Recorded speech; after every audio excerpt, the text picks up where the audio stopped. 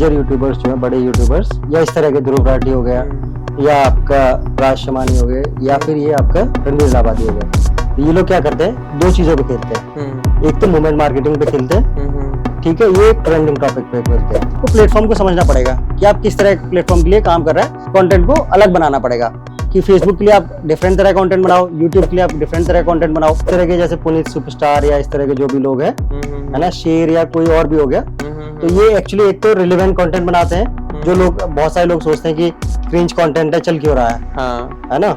लोग एल्गोरिथम को समझना नहीं चाहते कि जो कंटेंट यूट्यूब पे वर्क कर रहा है वो हो सकता है कि इंस्टाग्राम पे नहीं वर्क करे। तो जैसे अगर आप देखोगे, कुछ दो तरह कंटेंट होता है। एक तो होता है वायरल या ट्रेंडिंग टाइप का, जो अभी वर्क कर रहा है, और कुछ कंटेंट होता है जो हमेशा वर्क करेगा। सड़क से उठा के स्टार बना देता हूँ। दो चैनल है, एक यूपीएससी के लिए अगर मान लीजिए एग्जाम्पल के लिए, एक आपका दृष्टि है विकास दी विकृति सर का, और एक स्टडी IQ है। जैसे लक्ष्य चौधरी ने कोई वीडियो बनाया, उसके ऊपर फिर ठगेश ने बना दिया, फिर किसी एक और यूट्यूबर ने बना दिया, है ना। ये सारे मिलके बनाते हैं। उससे क्या होता है कि ये किसी भी टॉपिक को ट्रेंड में कर लेते हैं। एक ये जो अरोड़ा करके बच्चा जो है, उसकी मार रखी है सब लोगों ने। प्रॉपर। बट मुझे लगता है कि पहले उसको स्कूल जाना चाहिए। नमस्कार दोस्तों, तो स्वागत है आपका एक और नए मजेदार पॉडकास्ट में। क्या आप YouTube से पैसा कमाना चाहते हैं? क्या एक सोशल मीडिया इन्फ्लुएंसर बनना चाहते हैं? क्या आप भी सपना देखते हैं लाखों करोड़ों कमाने का एक एज ए इन्फ्लुएंसर? तो आज के पॉडकास्ट में हमारे साथ बैठे हैं मिस्टर अभिषेक यादव, जो कि एक डिजिटल मार्केटर एक्सपर्ट हैं, जिन्होंने from the zero to hero YouTube पर लोगों को पहुंचाया है। From the 1000 to millions of views gain की हैं यूट्यूब चैनल पर। तो आज के पॉडकास्ट में डिस्कस होने वाला है कि 2025 में वो कौन से सीक्रेट स्ट्रेटेजी हैं जिससे आप एक सक्सेसफुल यूट्यूबर बनकर लाखों करोड़ों कमा सकते हो। आज हम बात करने वाले हैं कि सोशल मीडिया पे कंटेंट क्रिएशन कैसे काम करता है, एंड कंटेंट क्रिएटर इकोनॉमी कितनी बड़ी है 2025 में। और अगर आप भी एक कंटेंट क्रिएटर बनना चाहते हैं, या अपना कंटेंट क्रिएशन से बिजनेस को ग्रो करना चाहते हैं, तो उसके लिए आपको समझना बहुत जरूरी है कि किस तरीके से कंटेंट क्रिएशन काम करता है। तो अभिषेक, हम लोग अभी ऑफ कैमरा डिस्कस कर रहे थे कि एक चैनल आप अभी हैंडल करते हैं नूनू टीवी के नाम से, जिस पर आपका अच्छा खासे सब्सक्राइबर्स हैं एंड व्यूज आते हैं एंड रेवेन्यू जनरेट हो रहा है। तो सबसे पहले हम अपने व्यूअर्स को उसकी जर्नी के बारे में बताएंगे कि आपने वो चैनल कहाँ से स्टार्ट किया था, जो आप टीम के साथ एसोसिएट हुए थे, और उस टाइम पर उस पर कितने सब्सक्राइबर थे, क्या रेवेन्यू उनका आता था, और अभी करंट में वो उसकी क्या स्टेज है, और वो चैनल किस ग्रोथ तक आ चुका है। सो अभी उस चैनल पे जो सब्सक्राइबर हो गए वो 10 मिलियन से ऊपर हो गए, एंड एवरेज लास्ट 6 मंथ में जो हमने व्यूज उस पे जनरेट किए हैं वो लगभग 3 बिलियन के आसपास है। 3 बिलियन? यस। और 7 मिलियन से ज्यादा सब्सक्राइबर गेन हुए हैं। और उसी एक क्लाइंट के हमने टिकटॉक पे लगभग 1.5 मिलियन जनरेट किए हैं फॉलोअर्स, एंड इंस्टाग्राम पे लगभग 7 लाख के आसपास फॉलोअर जनरेट किए, एंड फेसबुक पे 5 लाख के आसपास। तो ये लास्ट 6 मंथ में जो हमने एक्सपोनेंशियल ग्रोथ की है, उसमें मेजर कंट्रीब्यूशन जो है आपका शॉर्ट फॉर्म कंटेंट का है। हाँ, क्योंकि पहले भी हम लोग कंटेंट डाल रहे थे, बट जैसे ही आपको बताया कि शॉर्ट फॉर्म जब से बढ़ना शुरू हुआ है, तो हमने शॉर्ट फॉर्म पे भी थोड़ा फोकस किया और उसको कंसिस्टेंसी के साथ डालना शुरू किया। तो लास्ट 6 मंथ में इतनी सारी जो ग्रोथ है वो विद शॉर्ट फॉर्म कंटेंट भी है। लॉन्ग फॉर्म कंटेंट भी हम लोग पहले से डाल रहे थे, बट शॉर्ट फॉर्म को थोड़ा और फोकस किया, जिसकी वजह से हमारा शॉर्ट फॉर्म कंटेंट की वजह से वो एक्सपोनेंशियली ग्रोथ हो गया। और इसकी जो शुरुआत हुई थी वो जब 8000 सब्सक्राइबर थे उस टाइम हुई थी। तो कोई रेवेन्यू जनरेट होता था उस टाइम बहुत, मतलब मैंने जब शुरू किया था तभी अप्रैल में, उसी मंथ से मतलब ये मोनेटाइज होना शुरू हुआ है। तो उस टाइम 8000 सब्सक्राइबर थे, रेवेन्यू ऑलमोस्ट 0 के आसपास था। तो एक्चुअली इसकी स्टोरी ऐसे है कि मैंने जब लॉकडाउन हुआ था, तो मेरा जो प्रीवियस काम था, मैं इससे पहले Amazon, फ्लिपकार्ट इन सब की लिस्टिंग करता था, ठीक है। तो वहां पे मैं लोगों को हेल्प करता था कि ऑनलाइन Amazon वगैरह पे कैसे अपने ब्रांड को ग्रो करें और वहां पे प्रोडक्ट को कैसे रैंक करें। तो वो मेरा जो काम था कोविड में, वो हो गया बंद लॉकडाउन होते ही, ठीक है। तो फिर मुझे क्या करना, मैंने, हाँ, उससे एक्चुअली पहले क्या हुआ था, 2-4 महीने पहले मैंने यूट्यूब को समझने के लिए कुछ कंटेंट डालना शुरू किया था। टिकटॉक से जो भी वीडियोस होती हैं वायरल, उनको कंपाइलेशन करके मैं यूट्यूब पे डालता था, उसके टाइटल वगैरह, थंबनेल वगैरह, ये सब टेस्ट करने के लिए कि किस तरीके से यूट्यूब काम करता है, ये समझने के लिए। तो जैसे ही कोविड में लॉकडाउन में हो गया, एंड मेरा सारा जो पुराना काम था, क्योंकि उस टाइम पे कोविड की पॉलिसीज जो थी उसके अंडर आप डिलीवरी नहीं कर सकते थे, तो सारा Amazon का काम बंद था, तो डिलीवरी पॉसिबल नहीं थी, तो इसलिए क्लाइंटों ने भी उस टाइम पे काम को होल्ड कर दिया। तो मैं सोचा कि कुछ नया ट्राई करके देखते हैं, देन मैंने वहां पे अपना ये शुरू किया। एंड आफ्टर अप्रैल के बाद मतलब मार्च में मैंने एक पोस्ट डाल दिया था लिंक्डइन पे कि अगर ये चीजें हैं, अगर आपको अपना यूट्यूब ग्रो करना है या सोशल मीडिया पे, इन चीजों को आपको फॉलो करना है, और अगर आप इनमें से कोई भी प्रॉब्लम हो तो आप मेरे से पूछ सकते हैं। देन वहां से ये जो क्लाइंट है नुनू टीवी, उन्होंने मुझे लिंक्डइन के थ्रू अप्रोच किया एंड फिर उन्होंने अपना मुझे चैनल का एक्सेस वगैरह भेजा। देन हमने उसकी रिपोर्ट वगैरह चेक किए और फिर मैंने उन्हें बताया कि क्या क्या प्रॉब्लम्स है आपके चैनल में, जिनको आपको इम्प्रूव करना है। उसके बाद आप अपना चैनल को थोड़ा ग्रोथ देख सकते हो। देन वो हमारे साथ एसोसिएट हुए एंड अभी 4 साल से ज्यादा हो गए, है ना। तो 8,000 से लगभग 10 मिलियन का चैनल हमने उसको बना दिया है। और अभी उस पर रेवेन्यू कितना जनरेट हो जाता है मंथली? अगर सिर्फ यूट्यूब का कहोगे आप तो मोर देन $70,000 पर मंथ का रेवेन्यू जनरेट हो जाता है, जिसमें हम लोग इन रुपीस कैलकुलेट करें तो it's around 60 lakhs around. Yes, हाँ। बाकी अदर प्लेटफॉर्म से भी आता है, फेसबुक से भी आता है, बाकी जगहों से भी आता है, स्पॉटिफाई वगैरह से। बट मैं सिर्फ यूट्यूब का अगर मानोगे तो मतलब अगर आप ओवरऑल रेवेन्यू मानोगे तो मोर देन 1 करोड़ है। हाँ, 1 करोड़ से ऊपर का रेवेन्यू है उनका social media. Yes, in a month.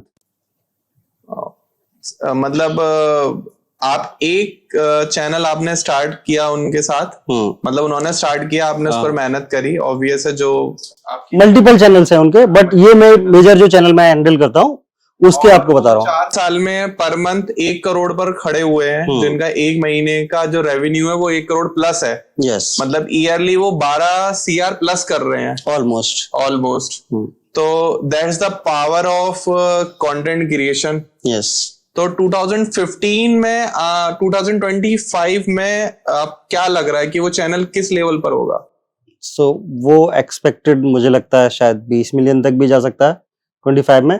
But मैं वैसे आपको क्रिएटर इकोनॉमी के बारे में बताना चाहता हूँ कि 2027 तक जो आपकी क्रिएटर इकोनॉमी लगभग $250 बिलियन की हो जाएगी। हाँ, जिसमें अभी क्या है करंट में?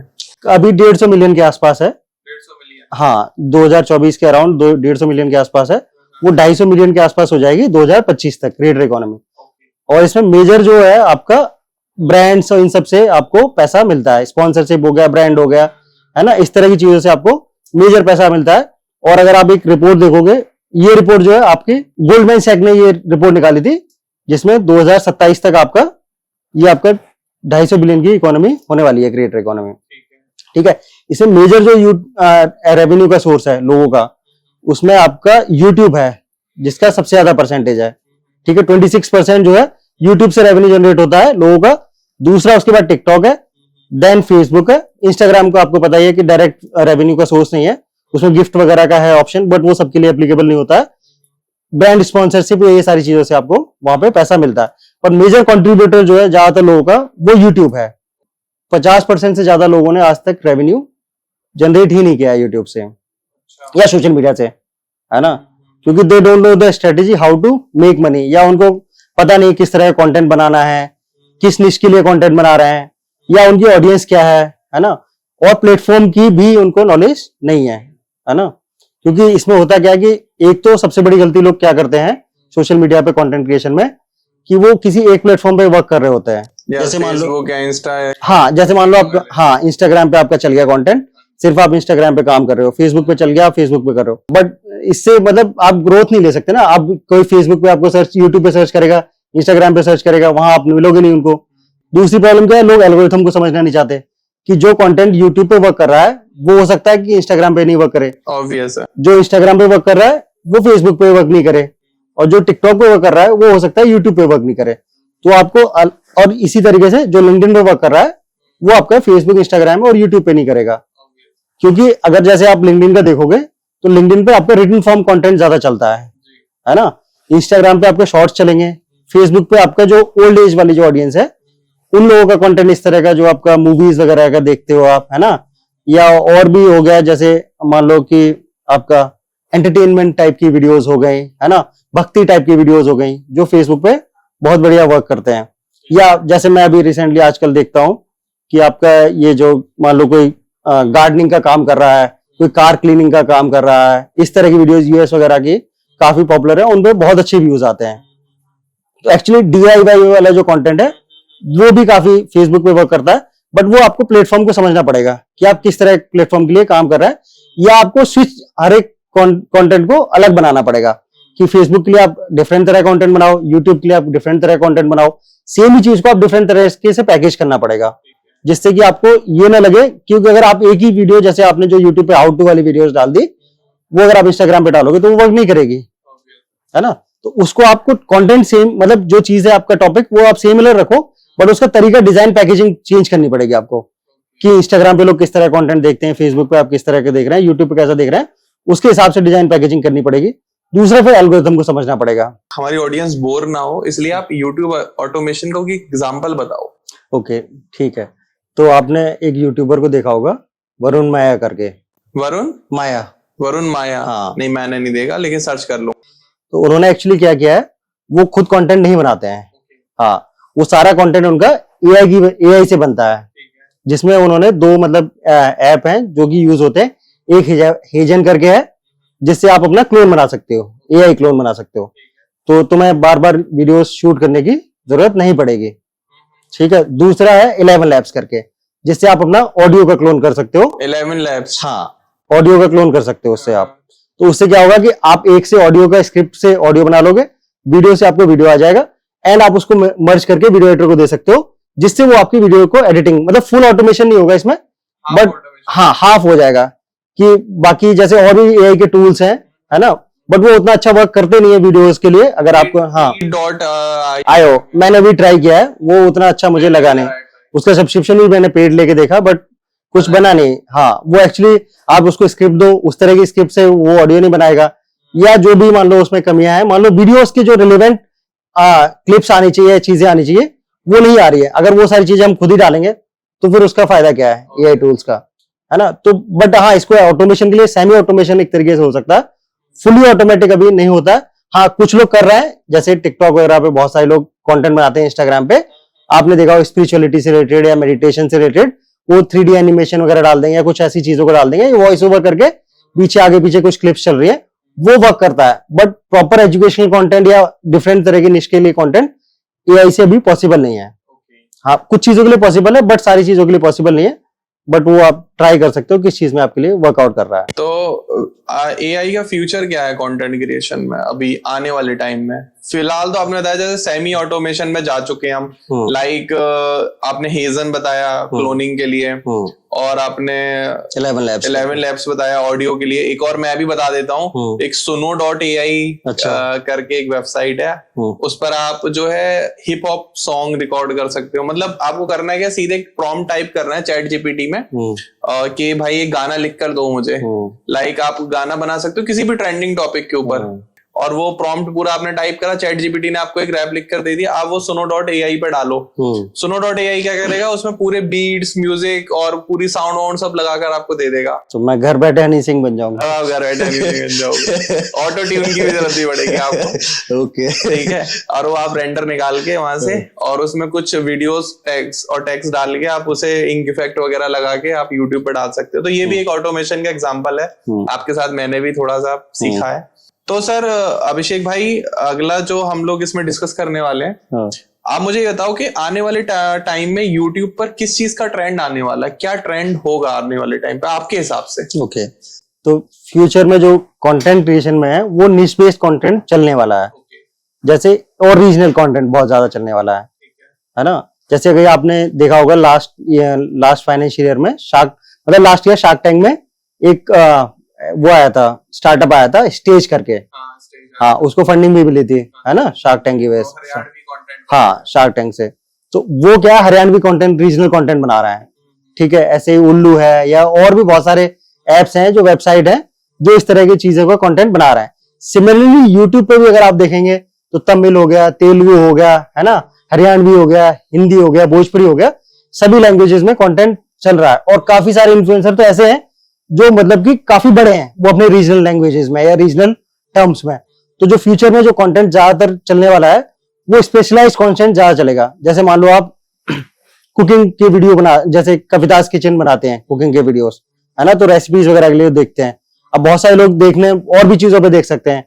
मान लो किसी को टायर चेंज कर रहा हो कार का, वो अगर उस तरह का कोई वीडियो बनाएगा, वो बहुत अच्छा चलेगा, है ना। तो स्पेशलाइज्ड कंटेंट आपका बहुत वर्क करेगा फ्यूचर में।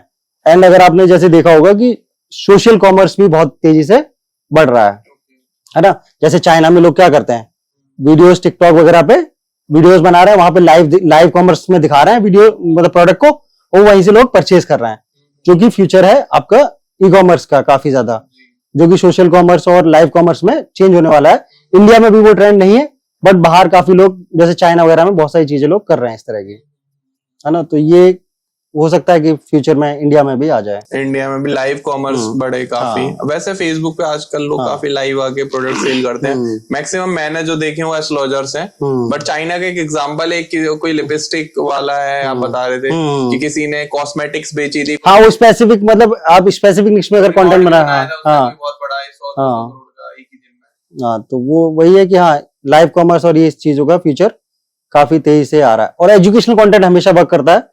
जैसे अगर आप मेरे से पूछोगे कि कौन सा कंटेंट जो है हमेशा वर्क करेगा आपका यूट्यूब पे, तो जैसे अगर आप देखोगे कुछ दो तरह कंटेंट होता है। एक तो होता है वायरल या ट्रेंडिंग टाइप का, जो अभी वर्क कर रहा है, और कुछ कंटेंट होता है जो हमेशा वर्क करेगा, है ना। जैसे मान लो कि अगर आपको एक एग्जांपल के लिए मैं बताता हूँ, स्टडी IQ, अगर आपने देखा होगा, स्टडी दो चैनल है, एक यूपीएससी के लिए अगर मान लीजिए एग्जांपल के लिए, एक आपका दृष्टि है विकास दी विकृति सर का, और एक स्टडी IQ है। आपने स्टडी IQ के साथ काम किया?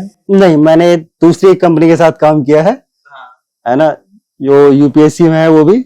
हाँ, मैंने बट किया है यूपीएससी में, मतलब एजुकेशन कंटेंट के साथ भी काम।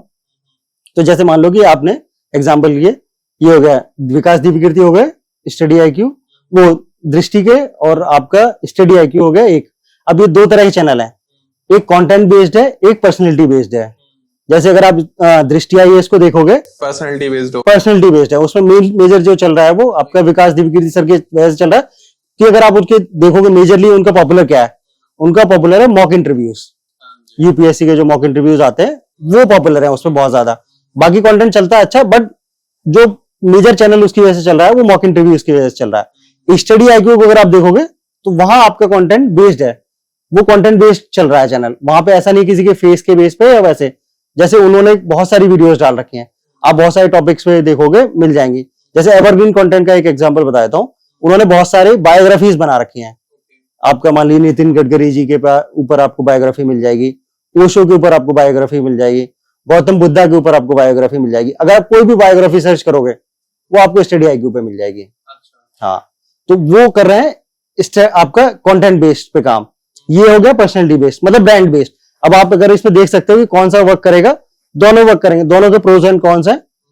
आपका ब्रांड बेस्ड भी हो सकता है, पर्सनैलिटी बेस्ड, और आपका कंटेंट बेस्ड भी हो सकता है।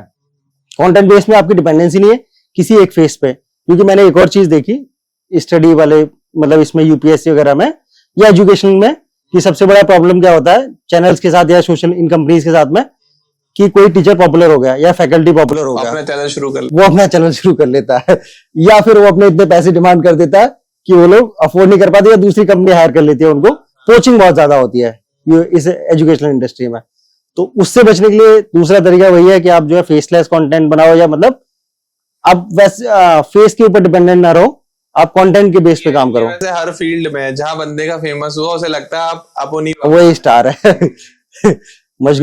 मजनू भाई की तरह सड़क से उठा के स्टार बना देता हूँ। ठीक है, तो ऐसा कुछ भी नहीं है कि बबल खत्म होने वाला है या वो खत्म होने वाला। मेरे हिसाब से ट्रेंड चेंज होते रहते हैं। नहीं, हर तरह कंटेंट चलेगा ना। जैसे मैंने बताया कि आप रीजनल कंटेंट बनाओ, है ना। जैसे कोई हरियाणवी बना रहा है, कोई हरियाणवी कॉमेडी कर रहा है, हाँ, तमिल में कोई कॉमेडी करेगा अपनी, मतलब अपनी रीजनल लैंग्वेज में। कि मान लो कि मुझे इंग्लिश नहीं आते, अब मुझे तमिल में सीखना है कि मतलब आईफोन का पासवर्ड कैसे रिसेट करूं, आप कंटेंट बनाओ, वो चलेगा, है ना। तो ये निश बेस्ड कंटेंट और रीजनल कंटेंट का बहुत ज्यादा, मतलब आने वाले टाइम में वो ज्यादा सक्सेसफुल होगा जैसे मल्टी लैंग्वेज आती है। हाँ, आज ही जाता हूँ। क्या कौन सी लैंग्वेज पहले सीखूं? रशियन, स्पेनिश, इटालियन, कौन सी? जर्मन। क्यों? सबसे बड़ा यूट्यूबर जर्मन से? नहीं, सबसे बड़ा तो मिस्टर बीस्ट है। इंडिया का तो कैरी मिनाटी है शायद, नहीं, टी सीरीज है सबसे बड़ा वैसे। नहीं, पब्लिक फिगर, जैसे पब्लिक फिगर पर्सनल लेवल पे तो हाँ कैरी है, नंबर बेस में तो कैरी है सबसे ज्यादा। शायद ध्रुव राठी आ गया। नहीं, अभी भी शायद, पता नहीं, नंबर ऑफ वीडियोस कितने किसके पब्लिश हो रहे हैं उसके ऊपर डिपेंड करेगा। बट 3 या 4 महीने में एक वीडियोस आ रही है, ध्रुव राठी की वीकली आती है। हाँ, तो उसके एवरेज जो है 4-5 मिलियन के आसपास है ना व्यूज का, ध्रुव राठी का 20-20, 30-30 मिलियन जा रहे हैं। नहीं, एवरेज जो फर्स्ट 24 आवर्स में जो आते हैं व्यूज वो लगभग 3-4-5 मिलियन के आसपास है। हाँ, तो वो महीने में कमा लेता है 30-40 मिलियन। हाँ। वो 3 महीने में उतने करता है। अब वो देखना पड़ेगा स्टैट्स किसका है कितना, बट हाँ। लेकिन जर्मनी से है वो। कौन? ओके, जर्मनी से। हाँ, तो एक सक्सेसफुल यूट्यूबर बनने के लिए कितना टाइम लग जाता है? देखो क्या मतलब एक आइडिया दे दो सो दैट कि लोगों के दिल में आराम रहे, मेरे में भी, क्या भाई इतने टाइम में यूट्यूबर तो बन ही जाएंगे। अर्निंग कब से स्टार्ट हो जाती है? 6 महीने से पहले अर्निंग पॉसिबली नहीं हो पाती है। हाँ, कम से कम 6 महीने से 1 साल लगेगा, जिसमें आपके अगर बहुत अच्छे से चैनल चल रहा है तो बेसिक कुछ रेवेन्यू आना शुरू हो जाएगा। जैसे 2-4-5 हजार। हाँ, 5-10 हजार रुपए के आसपास। बहुत सारे जो लोग दिखाते हैं आपको कि यूट्यूब पे मिलियंस कमा रहे हैं, ये सब मैं आपको बता देता हूँ कि जो मेरा क्लाइंट है नूनू टीवी, उनके 700 मिलियन के आसपास व्यूज हैं मंथली, तब $70,000 के आसपास रेवेन्यू है। अब जो लोग 2 लाख 5 लाख व्यूज पे दिखा देते हैं कि वो 50,000 कमा रहे हैं, लाखों रुपए कमा रहे हैं, वो सब झूठ बोलते हैं। एक्चुअली लोग पैसा कमा रहे हैं बट यूट्यूब से नहीं कमा रहे हैं डायरेक्टली। हाँ, brand deal, sponsorship, affiliate marketing करते हैं कि किसी ने कोई ड्रेस दिखा दी और उसमें वो इंटीग्रेशन मार दिया है ना कि ये लिंक से जाके परचेज कर लो, उसकी वजह से वैसे वो 50,000 कमा रहे हो या लाखों कमा रहे हो, बट यूट्यूब से डायरेक्ट रेवेन्यू नहीं है उनका। तो ये सब जो लोग बोलते हैं कि लाखों करोड़ों कमा रहे हैं, वो सब झूठ बोल रहे हैं, है ना। क्योंकि कुछ लोग ये भी कर रहे हैं कि खुद फेमस होने के बाद दूसरों को फेमस करने के लिए कंटेंट बना रहे हैं, जैसे आप कर रहे हो। तो आपको यूट्यूब पर फेमस होने के लिए लगभग 6 से 1 साल का टाइम लेना चाहिए। हाँ, कंसिस्टेंट। इससे पहले आप सोचो भी मत फेमस होने। हाँ, नहीं, उससे भी पहले ये समझना जरूरी है कि आप कंटेंट किस तरह का बनाना चाहते हो। लोग आजकल कॉपी कंटेंट की तरफ ज्यादा जा रहे हैं। हाँ, कॉपी कंटेंट काम करता है, किस मतलब वो भी अलग अलग निश के हिसाब से है, किस तरह का कंटेंट आप बनाना चाहते हो या किस तरह की आप मतलब निश के लिए आप काम कर रहे हो, उसके हिसाब से स्टार्टिंग कॉपी कंटेंट आपका बढ़िया काम करेगा। जैसे मैं आपको मतलब बता दूं कि काफी सारे लोग जो है, मैंने कई बार चीजों को देखा है कि एक यूट्यूबर कोई वीडियो बना रहा है, जैसे लक्ष्य चौधरी ने कोई वीडियो बनाया, उसके ऊपर फिर ठगेश ने बना दिया, फिर किसी एक और यूट्यूबर ने बना दिया, है ना। ये सारे मिलके बनाते हैं, उससे क्या होता है कि ये किसी भी टॉपिक को ट्रेंड में कर लेते हैं। हाँ, अब 2 तरीके हैं ट्रेंड में जाने के, या तो आप कोई ट्रेंडिंग टॉपिक के अराउंड वीडियो बना दो, या आप अपना ट्रेंड क्रिएट कर दो, या कुछ तरीके से। जैसे अभी आपने वो देखा होगा, एक ये जो अरविंद अरोड़ा करके बच्चा जो है, उसकी मार रखी है सब लोगों ने। है ना, मुझे फर्क नहीं पड़ता। हाँ, ठीक है, तो सब लोगों ने उसको ट्रेंड कर दिया लाके पूछ हर एक में। वो ओनली देसी करके एक चैनल है, उसने पहले वीडियो बनाई थी, उसके बाद इन सब ने बनाया वीडियो उसके ऊपर। ठीक है, मुझे उसमें मतलब कोई खास दिक्कत नहीं है उस बच्चे से, बट मुझे लगता है कि पहले उसको स्कूल जाना चाहिए। है ना। लोगों का कहना है कि उसके माँ बाप उसे क्रिएटर की तरह यूज। देखो, मेरा पर्सनली ऐसा मानना है कि मतलब भक्ति वगैरह में, स्पिरिचुअलिटी, मैंने जो मतलब भगवत गीता में सीखा है वो ये होता है कि 4 चीजें हैं जिनका आपको अगर अनुभव नहीं है, एक्सपीरियंस नहीं है, तो आप स्पिरिचुअलिटी के लायक नहीं हो। क्योंकि स्पिरिचुअलिटी, मुझे श्लोक अभी याद नहीं है, बट मैं आपको बता दूंगा, एक श्लोक भी है कि कौन कौन एलिजिबल है जो स्पिरिचुअलिटी या भक्ति में आता है। ठीक है, तो मेजरली ये है कि आपके अंदर 4 चीजों का एक्सपीरियंस नहीं है आपका, काम, क्रोध, लोभ और मोह। अगर इन चीजों का आपने अगर एक्सपीरियंस ही नहीं किया तो आप भक्ति की तरफ मुड़े कैसे। अब उसने कौन सा बच्चे ने देख लिया, है ना, कि कौन सा मोह देख लिया या क्रोध देख लिया, है ना, कहाँ लोभ कर लिया उसने। तो जब तक इन चीजों का एक्सपीरियंस नहीं, आप ये सब चीजें कर रहे हो, तो वो एक तरीके से फ्रॉड ही लगेगा, है ना, क्योंकि रिलेवेंस ही नहीं है उन चीजों की। तो भगवत गीता में वैसे बताया है इस चीज के बारे में कि 3 तरह के लोग हैं जो कि आपको भक्ति में आते हैं, है ना। तो इन उसके लिए आपको ये सब चीजें एक्सपीरियंस करनी पड़ेगी, क्योंकि स्पिरिचुअलिटी या जो ये सब भक्ति वगैरह है वो सब अनुभव पे है, बिलीफ पे है। जब तक आपको इन चीजों का है ही नहीं और आप डायरेक्टली बस एक्टिंग कर रहे हो, कुछ भी कर रहे हो, तो फिर नहीं चलता है। ROI की बात करते हैं यूट्यूब में। आजकल लोग, अभी मेरे पास भी आज एक क्लाइंट आए थे, उन्होंने क्या करा, एक 5.5 मिलियन सब्सक्राइबर वाला चैनल खरीदा है एट अराउंड 3.5 लाख रुपए का। और उन्होंने मुझे बताया कि इसपे वो उन्होंने इसलिए खरीद लिया कि इतना बड़ा नंबर बेस ऑफ सब्सक्राइबर है, तो वो पॉडकास्टिंग शुरू करना चाहते हैं ऐसे करियर। तो उन्होंने कहा भाई मैंने ये चैनल खरीद लिया 3.5 लाख का और मैं इस पे लोगों को बुलाऊंगा, गेस्ट को। मैंने भी उनको सजेस्ट करी कुछ चीजें कि आप इस तरीके से करो। तो इसमें ROI का क्या बेस्ड है? क्योंकि हर एक इन्वेस्टर या कोई बिजनेसमैन जो किसी बिजनेस में परस्यू करता है तो वो ये सोचता है कि मैं इतना इसमें पैसा लगा रहा हूँ, इतना टाइम दे रहा हूँ, तो मुझे रिटर्न में क्या मिलेगा। तो YouTube की कोई ROI ऑफ परसेंटेज है कि इतना लगा कि इतना मिल सकता है? देखो 3 साल तक फिर आप एक्सपेक्ट मत करो, है ना, कि अगर आप सोचो कि 30,000 रुपए लगा के 3 लाख रुपए कमा लोगे महीने के, स्टार्टिंग में पॉसिबल नहीं। स्टार्टिंग में 2-3 साल तक, है ना, धीरे धीरे ग्रेजुअली रेवेन्यू जनरेट होता है या मतलब ग्रो करता है। ठीक है, अगर आप जैसे ध्रुव राठी का भी देखोगे तो शायद 15 या 17 से उसने स्टार्ट किया है यूट्यूब का, तो अभी लगभग 7-8 साल का कैरियर हो गया है तब कहीं। और लास्ट में मतलब लास्ट 1 साल में जो अगर एक्सपोनेंशियल ग्रोथ है वो आपकी लास्ट के 1 साल में है ना, तो वो उतनी ग्रोथ आने के लिए उतना टाइम आपको वेट करना पड़ेगा या उतना रेवेन्यू। ठीक है, दूसरे तरीके जो है आपको पता ही है, ब्रांड स्पॉन्सरशिप हो गया, एफिलिएट मार्केटिंग हुई, वहां से रेवेन्यू जनरेट हो सकता है। बट वो डिपेंड करेगा कि आप किस निश में काम कर रहे हो। आप क्लॉथिंग में कर रहे हो तो शायद आपको बार्टर सिस्टम पे लोग रख लें स्टार्टिंग में, अगर आपके फॉलोअर्स वगैरह नहीं होते तो बार्टर सिस्टम में काम करते हैं, फिर धीरे धीरे लोग थोड़ा पे करते हैं, है ना। तो वो उस पर डिपेंड करेगा कि आप कितना किस निश में काम कर रहे हो और किस तरह का कंटेंट बना रहे हो। हाँ, बिजनेस रिलेटेड हो सकता है। जैसे मैं एक एग्जांपल के लिए बताता हूँ, मैंने 2020 में एक वीडियो डाली थी पॉलिटिकल मार्केटिंग रिगार्डिंग कि how to run your Facebook ad, political ads on Facebook. उस वीडियो से मैंने लगभग 5 लाख के आसपास पैसे कमा लिए, 5 से ऊपर ही कमा लिए होंगे, जिसमें मैंने यूट्यूब से 1 रुपया नहीं कमाया क्योंकि मेरा चैनल मोनेटाइज नहीं था। बट वहां से मेरे पास इंक्वायरीज आती हैं और वो डायरेक्टली क्लाइंट की फॉर्म में कन्वर्ट हो जाता है। अभी भी मेरे पास इंक्वायरीज आती है। तो इस तरह की अगर चीजें कर रहे हो तो आप ज्यादा पैसा कमा सकते हो, यूट्यूब के अगर भरोसे नहीं हो। बट यूट्यूब को आप ब्रांड की तरह या अपने प्रमोशन की तरह यूज कर सकते हो कि आप अपने प्रोडक्ट को, सर्विसेज को, इन चीजों को कैसे प्रमोट करें, या उसके रिगार्डिंग एजुकेशनल कंटेंट बनाओ या कुछ भी चीजें करो जिससे कि आपकी विजिबिलिटी बने, लोगों के अंदर ट्रस्ट बने आपका, और वहां से आप अपना कन्वर्जन कर सकते हो डायरेक्टली। जैसे यूट्यूब का CPM जो है इंडिया में बहुत कम है। अगर आप ग्लोबल कंटेंट बना रहे हो इंग्लिश वगैरह में तो हो सकता है कि आप ज्यादा रेवेन्यू कम कमा पाओ। हाँ, तो इंडिया में इतना पैसा नहीं है। और अगर कोई 50 लाख लगा के स्टार्ट कर रहा है देन 50 लाख लगा के एक्सपोनेंशियल ग्रोथ होती है एक्चुअली इसमें। तो स्टार्टिंग में शायद 6 महीने या साल भर आपको कुछ ग्रोथ नहीं दिखेगी, लेकिन 2 से 3 साल के बीच में आपको बहुत सारी ग्रोथ दिखना शुरू हो जाएगी। पर एटलीस्ट 1 साल तो कम से कम मान लो आप, जो ब्रेक इवन आने के लिए आपको। हाँ, डायरेक्ट रेवेन्यू नहीं है क्योंकि एक्चुअली यूट्यूब में ऐसे ना। तो आप मुझे 5 टॉप स्किल्स बताओ जो एक सक्सेसफुल यूट्यूबर के अंदर होती ही होती हैं। मतलब एक यूट्यूबिंग भी अपने आप में एक स्किल है, लेकिन एक सक्सेसफुल यूट्यूबर में और एक नॉन सक्सेसफुल यूट्यूबर में क्या डिफरेंस है, और वो कौन सी स्किल्स हैं जो सक्सेसफुल में होती हैं और नॉन सक्सेसफुल में नहीं होती? ओके, ठीक है। तो बेसिकली आपको ये 3-4 चीजें, अगर सोशल मीडिया पे किसी भी तरह का प्लेटफॉर्म पे काम कर रहे हो आप, यूट्यूब नहीं, इंस्टाग्राम में, कहीं पे भी, एक तो कंटेंट क्रिएशन की समझ में होनी चाहिए कि आपको किस तरह का कंटेंट बनाना है या किस तरह की ऑडियंस के लिए कंटेंट बनाना है।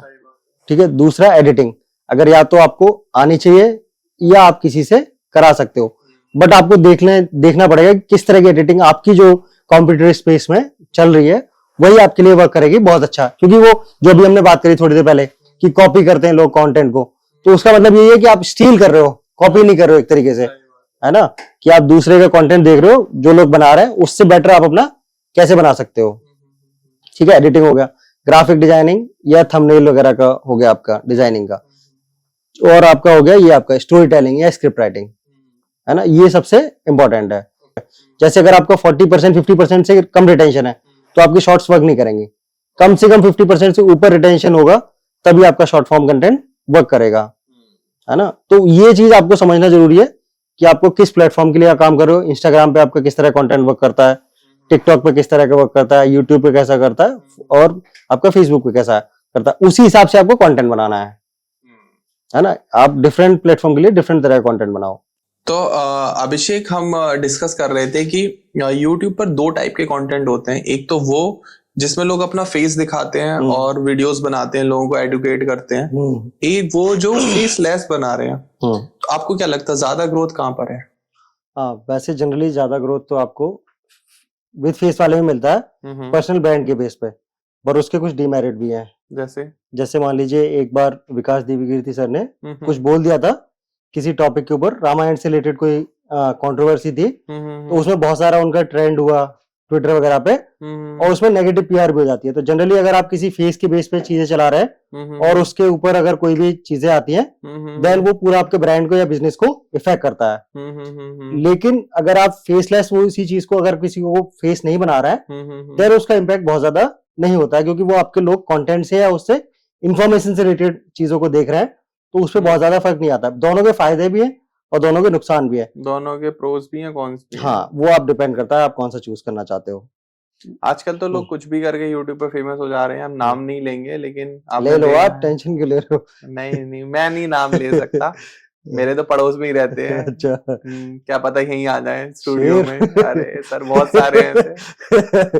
मैं नहीं चाहता कल को स्टूडियो में आके कहने लग जाए कि तुम हमारा नाम ले रहे हो, हमें डिफेम कर रहे हो। ठीक है, तो आपको क्या लगता है कि इन लोगों का फ्यूचर कितने और दिन का रहता है? ओके, तो इस तरह एक्चुअली जो कंटेंट क्रिएशन का जो कैरियर है वो 5 साल का है। 5 साल के बाद most of the people irrelevant हो जाते हैं। जैसे अगर आप टेक्निकल गुरुजी का देखोगे, लगभग 25-30 मिलियन के आसपास उनके फॉलोअर्स हैं, सब्सक्राइबर हैं यूट्यूब पे, और अगर आप उनके एवरेज वीडियोस पे व्यूज देखोगे तो लाख के आसपास जाते हैं, है ना। कुछ वीडियोस है जो मिलियंस में जा रही हैं, जो कि आपके मान लो आईफोन लॉन्च पे हो गई, या आपका ये स्कैम वगैरह की कुछ वीडियो बना दिया उन्होंने, तो उनके वीडियोस पे व्यूज जाते हैं, नहीं तो लोग नहीं देख रहे हैं। तो एक टाइम के बाद अगर आप तो आपको कंटेंट में चेंज करने पड़ेंगे, है ना, या फिर आप इररिलेवेंट हो जाओगे। तो जो इस तरह के जैसे पुनीत सुपरस्टार या इस तरह के जो भी लोग हैं, है ना, शेर या कोई और भी हो गया, तो ये एक्चुअली एक तो रिलेवेंट कंटेंट बनाते हैं, जो लोग बहुत सारे लोग सोचते हैं कि क्रिंज कंटेंट है, चल क्यों रहा है, हाँ, है ना। तो उसका रीजन ये है कि एक तो मास ऑडियंस के लिए ये लोग कंटेंट बना रहे हैं, बिल्कुल, जो लोग रिलेट कर पाते हैं जिस तरह की चीजों से, है ना। अगर आप ऑफिस में बैठ के सोचोगे ये क्रिंज कंटेंट है ना, आप जो है डीएलएफ में बैठ के सोच सकते हो कि ये खराब है, लेकिन आप मास ऑडियंस को देखो, 90% की मेंटलिटी क्या करती है, ऑब्वियस है, इंडिया में ऑडियंस जैसी है, लोग वैसा कंटेंट बना रहे हैं। अच्छा, जैसे एक एग्जांपल के लिए बता देता हूँ कि राहुल गांधी और मोदी जी में से मोदी जी पॉपुलर क्यों है? बिल्कुल, रीजन यही है क्योंकि वो मास ऑडियंस की नब्ज को समझते हैं। जैसे मैंने एक उनका रैली देखा था यूपी इलेक्शन का, तो उन्होंने कानपुर में जाके बोल दिया कि ठग्गू के लड्डू, वहां की जनता पागल हो गई, है ना। तो वो रिलेवेंसी का गेम है कि आप कितना ऑडियंस को समझते हो, है ना, कि और कितना आप जो है उनकी लैंग्वेज को या उनका जो भी टोन है या उनका द वे ऑफ लिविंग है उसको कितना रिलेवेंट कर पाते हो, उतना ज्यादा आप चलोगे, है ना। तो अगर आपको मास लीडर बनना है कभी भी, या मास ऑडियंस को एंगेज करना है, तो आपको मास लैंग्वेज में ही जाना पड़ेगा, है ना, जो मास लैंग्वेज बोलती है, और सिंप्लीफाइड लैंग्वेज में जाना पड़ेगा। अगर आप सोचो कि उसको बहुत कॉम्प्लिकेटेड बना दोगे तो लोग नहीं देखने वाले हैं, है ना। तो ये एक तो एंटरटेनमेंट का तरीका, ये लोग एंटरटेन करते हैं। दूसरा, मास ऑडियंस रिलेवेंट समझती है उसको या रिलेट कर पाती है उन चीजों से, उसकी वजह से चलता है। मुझे ऐसा लगता है कि जो लोग कंटेंट बनाते हैं related to the food, related to the travel, related to the spirituality, मतलब जो जर्नल लाइफ में, जैसे अब हम कहीं घूमने जा रहे हैं तो ऑब्वियस है कोई वीडियो देख के चले जाते हैं कि यार बहुत अच्छी जगह, चलो हम भी घुमाते हैं। आजकल नीम करोली बाबा बहुत पॉपुलर है, हाँ, या आपके वृंदावन में बहुत पॉपुलर हो रहे हैं वो बाबा जी। नॉर्थ इंडिया में, साउथ इंडिया में अलग है, वेस्टर्न में अलग है, और अब ये धीरे धीरे चीजें ग्लोबल भी होती जा रही हैं कि लोग मालदीव जा रहे हैं तो ऑब्वियस है वीडियोस देख के जा रहे हैं लोगों की, या कोई साउथ एशिया लक्षद्वीप जाना है मोदी जी का। मोदी जी ने लक्षद्वीप को अभी पीआर करा है। वो मालदीव के कंपटीशन में ही करा है, देखो इकोनॉमी गिरा दी। हाँ बिल्कुल, ये बात तो सही है। तो लोग आगे गोइंग फॉरवर्ड करते हैं, जैसे आपने बताया कि ये जो लोग बिल्कुल क्रिंज कंटेंट बनाते हैं, आपने जैसे शेर के बारे में बताया, दीपक कलाल का नाम लिया, पुनीत सुपरस्टार का लिया, एक कंटेंट बनाते हैं जो राज शमामी हो गए, रणवीर इलाहाबादिया हो गए, जो पॉडकास्टिंग वगैरह में भी आ चुके हैं, इसके अलावा भी उन्होंने काफी सारे कंटेंट बनाए, जो ध्रुव राठी हो गए। तो आप इनके करियर में भी कभी डाउनफॉल देखोगे? देखो, जैसे मैं आपको बता देता हूँ, ये लोग जो मेजर यूट्यूबर्स जो हैं, बड़े यूट्यूबर्स, या इस तरह के ध्रुव राठी हो गया, या आपका राज शमानी हो गए, या फिर ये आपका रणवीर इलाहाबादी हो गए, तो ये लोग क्या करते हैं, दो चीजों पे खेलते हैं। एक तो मूवमेंट मार्केटिंग पे खेलते हैं, ठीक है, ये एक ट्रेंडिंग टॉपिक पे खेलते हैं, ओके, है ना। जैसे मूवमेंट मार्केटिंग को मैं आपको समझा देता हूँ कि अभी जो चल रहा है उसके अराउंड आपने कंटेंट बना दिया। क्रिकेट चल रहा है, क्रिकेट के अराउंड किसी क्रिकेट स्पोर्ट्स स्टार को लेके आ गए आप, है ना, या क्रिकेट फिटनेस के ऊपर बात कर ली, इस तरह की चीजों पे बात कर लिया। जैसे दिवाली आई, अभी आपने देखा रणवीर इलाहाबादिया का एक पॉडकास्ट आया था दिवाली के ऊपर, है ना। तो इस तरह की चीजों पे अगर आप कंटेंट बनाओगे वो चलेगा ही। तो मैं आपको एक बिगेस्ट मतलब हैक बता देता हूँ, हर एक सोशल मीडिया के लिए जो काम करता है, जो आपका ये मूवमेंट मार्केटिंग है, जो आप यूज कर सकते हैं हर चीजों में, ठीक है। आपका दिवाली चल रहा है तो आप मान लो कॉमेडी में कंटेंट बनाते हो, तो आप दिवाली से के अराउंड अगर कॉमेडी में कुछ कर सकते हो तो आप कर सकते हो। एजुकेशनल में जैसे मान लो मैं बिजनेस का कंटेंट बनाता हूँ, तो मैं बता सकता हूँ कि दिवाली की इकोनॉमी कितनी बड़ी है ना, कितना लोग स्पेंड करते हैं दिवाली पे, या क्या बिजनेस का कौन कौन से बिजनेस है जो ग्रो करते हैं, जैसे पटाखे हो गए, इस तरह की चीजें। तो आपको ये देखना है कि आपकी ऑडियंस के रिलेवेंट क्या है, सही बात, उस मूवमेंट में। जैसे मैं आपको सबसे बढ़िया जो मुझे लगता है इसके मूवमेंट मार्केटिंग का या वायरल का एग्जाम्पल, वो 2-3 कंपनियां हैं। एक तो आपका फेविकॉल हो गया, अमूल हो गया, और आपका जोमेटो हो गया। ये बेस्ट एग्जाम्पल है जिन्होंने मूवमेंट मार्केटिंग का या आपका वायरल मार्केटिंग का यूज किया है। जैसे अगर आप कभी भी देखो, जैसे वर्ल्ड कप आया था, वर्ल्ड कप के टाइम पे उन्होंने अमूल वालों ने वर्ल्ड कप से रिलेटेड वो बना दिया कंटेंट, हाँ, गर्ल का वो पोस्टर वगैरह लॉन्च कर दिया। सेम जोमेटो करता है इसी तरीके से, या फेविकॉल का, क्योंकि मैं इन लोगों का फैन हूँ। मतलब इनके जो एडवर्टाइजिंग का तरीका है वो मुझे काफी अच्छा लगा, मतलब कि they are best in like movement marketing और आपका वायरल मार्केटिंग। मतलब ये टॉपिक को और करंट टॉपिक को पकड़ करंट पाते टॉपिक, हाँ, और उसके हिसाब से मॉडिफाई कर पाते हैं अपने कंटेंट को, कि हम अपना रिलेवेंट कैसे बनाए उस ऑडियंस को एंगेज करने के लिए, तो वो मास ऑडियंस तक रीच हो सकता है ना।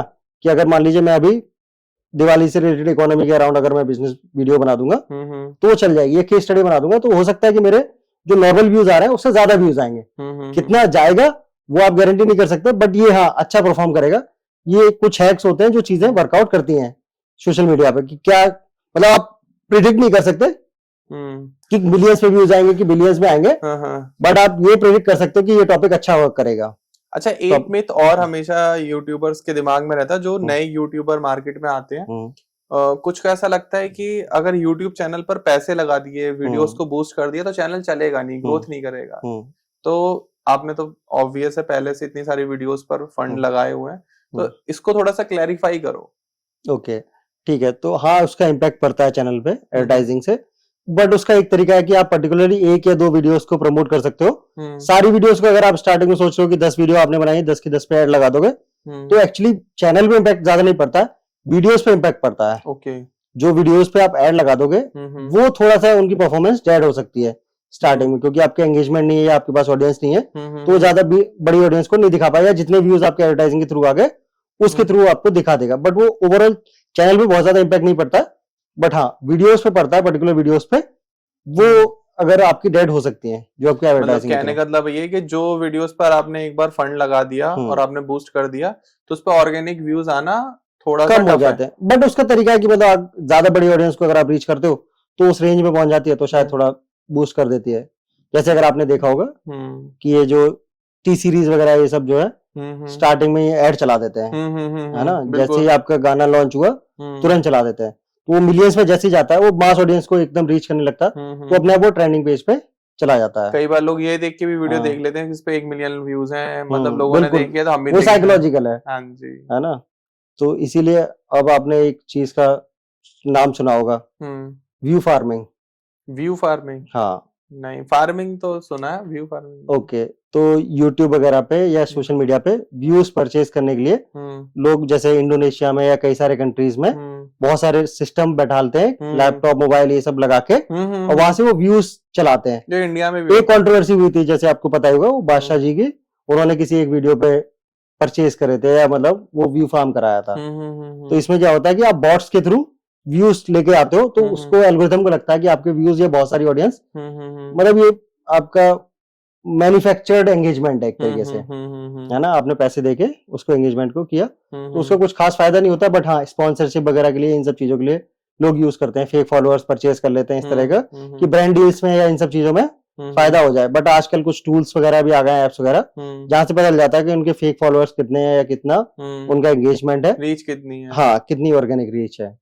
मतलब दोबारा से मैं इस क्वेश्चन को पूछना चाहूंगा, क्योंकि मेरे कांटेक्ट में काफी सारे ऐसे लोग हैं जो मुझसे पूछते रहते हैं कि ध्रुव कोई ऐसा कोई बंदा तुम्हारे कांटेक्ट में हो जो हमें with in 1 month silver play button दिला दे, 6 महीने में गोल्ड प्ले बटन दिला दे, बेशक से वो फेक हो, सब्सक्राइबर भी फेक हो, व्यूज भी फेक हो, डजेंट मैटर, लेकिन ये 2 बटन दिला दे तो थोड़ा सा क्या मेरी वैल्यू बन जाएगी, मेरा नाम बन जाएगा।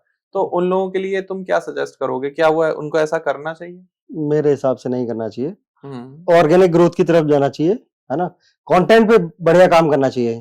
जैसे मान लो अभी हमारे पास एक नया रिसेंटली क्लाइंट आया है, ठीक है, वो भी किड्स कंटेंट में ही काम करते हैं। उनके लगभग 70,000 के आसपास व्यूज आ रहे थे, ठीक है, 2-3 महीने पहले। ठीक है, अभी हमने कंटेंट में चेंज किया, उनकी रिब्रांडिंग करी, चीजों को चेंज किया, ठीक है। अब वो वही व्यूज जो है लगभग 7 लाख के आसपास, 8 लाख के आसपास हो गए। ओके, तो विद इन 3 मंथ्स आपका ग्रोथ 70,000 से 7 लाख के आसपास हो गई। तो ऐसा क्या कर दिया तुमने?